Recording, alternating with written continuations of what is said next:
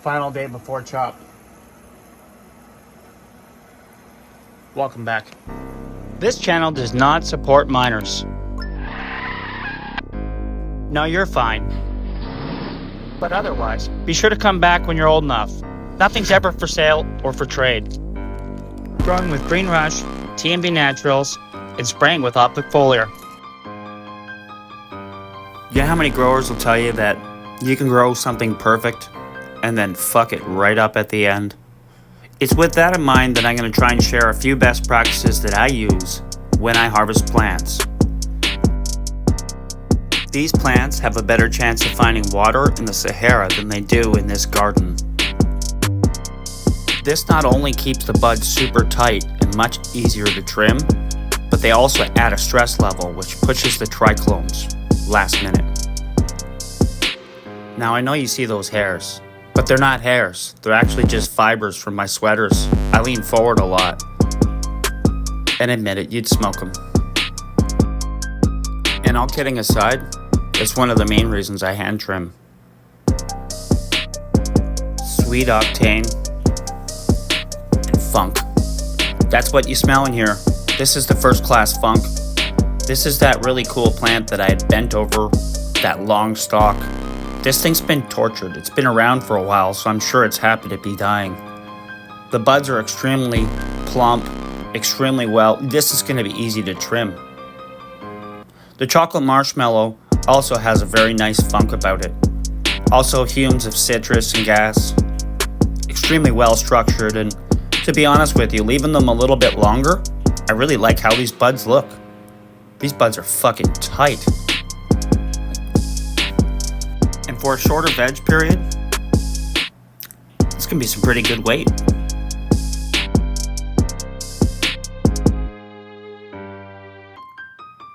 Which brings us to the frozen bag. The purpose of this grow. 67 days in, it was chopped. I'm really happy with how it was presented and grown. And I'm going to get to some results soon. Let's just say that I've reached my goal of competing and completing, and then some. But here's where everything gets fucked up. See, monitoring your environment after the fact and the environment that you trim in has a lot to do with your finished product. If your environments are too hot, they dry up. Too moist, they open up. Too cold, they could mold or destroy the hardened terpenes that you've grown. I pretty much maintain a 60-degree Fahrenheit or thereabouts, as well as a 60 to 70% humidity level throughout the drying period. It took approximately 10 days.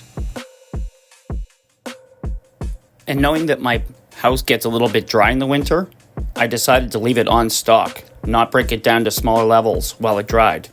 This helped get me to that 10-day mark.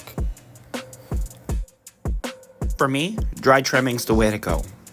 I like the ease of being able to pluck off some of the stubborn leaves that curl up and got in your way. It makes things a lot easier. And this is the point where your discipline has to kick in.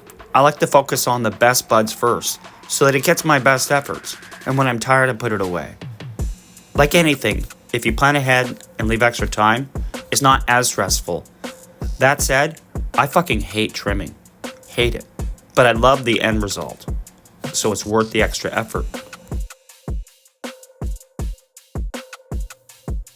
Having several sets of professional level shears is great. Don't use your house scissors. They look like shit, and I can tell when I see your videos. You could just tell.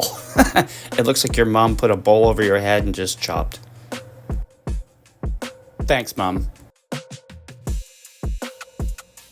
Trimming began with the frozen bag, and for good reason. As it turns out, somebody made the finals. It was a vote off, so we posted videos, and I came in 8th in the final voting for the photo contest. I'll be submitting a sample to them, and the winner will be determined based on the strength. I've lost track of the days, and I got to admit, this has become a grow itself grow in a lot of ways. That defoliation I meant to get to didn't happen. I broke my own rule, okay? I took on too much at once.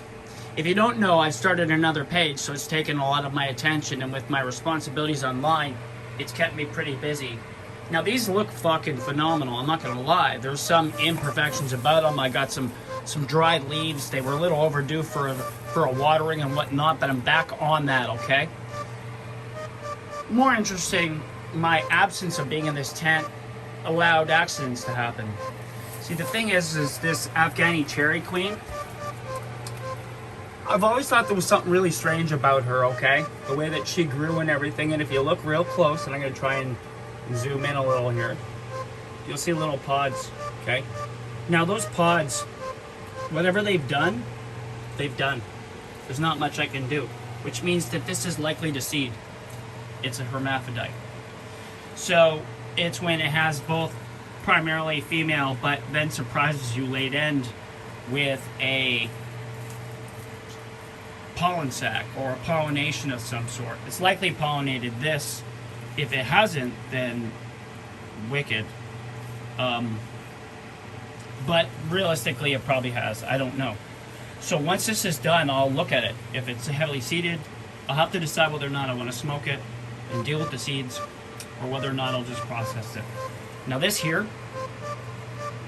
like I said, damage is done. I'm not going to throw either of these plants out. At the very minimum, these are going to be some amazing concentrates. So I have to decide and see. That being said, harvest is sooner than I think. I'm going to have to spend a little bit more time, look at the scoping, stuff like that, because there's a lot of beautiful traits within these plants. And based on the fact that I haven't overfed them or over fertilized or anything, I don't really need to do much in the way of flush. So really it's just a question of what's there. So I may just go fresh frozen, and probably likely with that, okay, and maybe with that, so we'll see. But either way, I'll let this ride out a little longer no matter what. I'm now in a more of a rotation. The plants are no longer hanging. You've seen me start to trim them, and I have a plan there. So really excited about the outcome of that grow, particularly because essentially it's put me into the finals, and man, was it close. So I appreciate those who took the time to support me. By bringing them out, it allowed me to do a little bit more here. So I brought more plants into here, and I'll get into those in detail. The first two that I popped in are these. So, actually, and then I added a third and a fourth. So I'm already getting flowers, and basically this is my perpetual motion. This is going to start. I'm smoking my indoor, my outdoors are going to be concentrates. That's my plan. So, and the other thing too is it makes room for this. So it allowed me to spread things out. Right now you'll see the backdrop of that very other page I was referring to that's been keeping me super busy. So this area here is constantly being reworked. That's why you'll see, like, if you may have noticed like a halo light above us. And we're using a grow light for our podcast. Again, that's a whole other story, and I'm not going to get into that too much here. Word up to my bro, Watson the Green Bean. Shout out to Team Urban Grow. And thanks to Green Nuts Nutrients, TMB Naturals, Optic Foliar. I just commenced my 1K giveaway. So congrats to Frey. He's a hell of a guy. He's actually an Ontario dude. So I ended up with a Canadian winner. You can watch the video in my on my IG if that, or pardon me, on my YouTube, if that's something that you're interested in. If you want to see what you missed, really appreciate everything. And it was fun to do the live stream. So thanks to everybody who tuned in and kind of rooted everybody else on and cheered for Jeremy when he won. He'll have his package en route soon. Just waiting for one last piece. I've been in communication with him, and we're good. But yeah, a lot's going on. Again, I won't spend too much time into these plants here. These are mostly mothers. There's my project one there that you'll see has taken quite some interesting shapes. I'll get into that later on. It'll have its own series. And things are going good. I do have one more stop to check into this tent. Let's see what's up in here. Welcome back to a series that I'm working on. It's not going to detail too much in this video because it will have its own video itself, but from seed to weed, the series is back. Because I have some seeds growing, and disregard that Kelowna has nothing to do with it. That's just a keeper for another thing. But what you'll see here are a bunch of worst case Ontario plants. I seeded these. I took these from seed. I had a few more, and I had an accident with my heater. Man, that Thermoforge it does a great job, but the plants really don't like an up close look at it. So these will be getting a transplant. So next video, what you'll see is these in much larger things. We'll be a little further in, and I hope that you guys will watch that series, which I'll probably launch in the next week or two. But either way, it's yet another thing to kind of look forward to. Doing my best to create some solid content, and I appreciate you guys all for watching along and being so supportive. I'll get all these fans back on. I turned them off so that we can talk. That's that autoflower that seems to be doing okay. Again, poor thing, fucking hasn't gotten like any love, but this is one of those Ivan Drago moments, you know? I'm gonna get what I get. If he dies, he dies.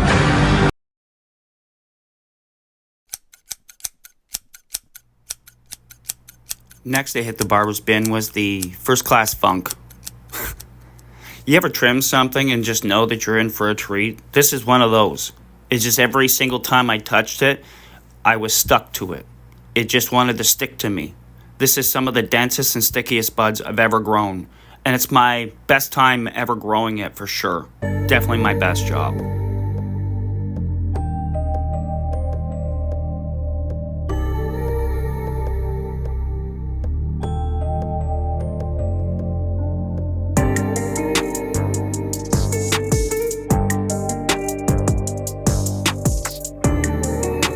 Chirp lock grow bags can save you a lot of time and effort. I mean, I've done it all kinds of ways, but to be honest with you, I always fuck it up when I burp, or I always leave a jar open. This is simple. One seal, you're golden. They're available on the Green Rush Nutrients site, and if you want to use code BUDGUY, you can save some money buying them. You can also find the Gambit shears there, as well as on the Gambit site. Code BUDGUY will save you on either place. Appreciate them both. And there's just some of the best tools that I use at harvest, so I thought I would include them.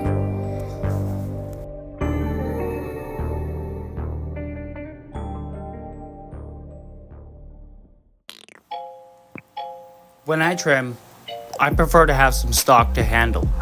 That way I'm not handling the bud directly at first. The least amount of contact with the bud, the better. That way you're not inadvertently knocking off all the good stuff. So breaking it down from the stalk into the bin was a must. That's pretty much stage one. And no harvest is complete without claiming the antlers. I like to get in close and personal. I use a mixture of my T&B Naturals curved, and then I go to my Gambit straight shears. Just getting in, getting the bulk of it. I use the precision shears to get nice and close and fine trim everything. It's the OCD really.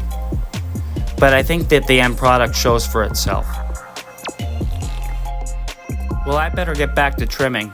I got a lot of work to do with all these plants. Not to mention, I'll be back with more grow tips. So be sure to be following the channel. Smash that like and throw down a comment. It really helps me grow. It's really appreciated. And never forget that I love what I grow.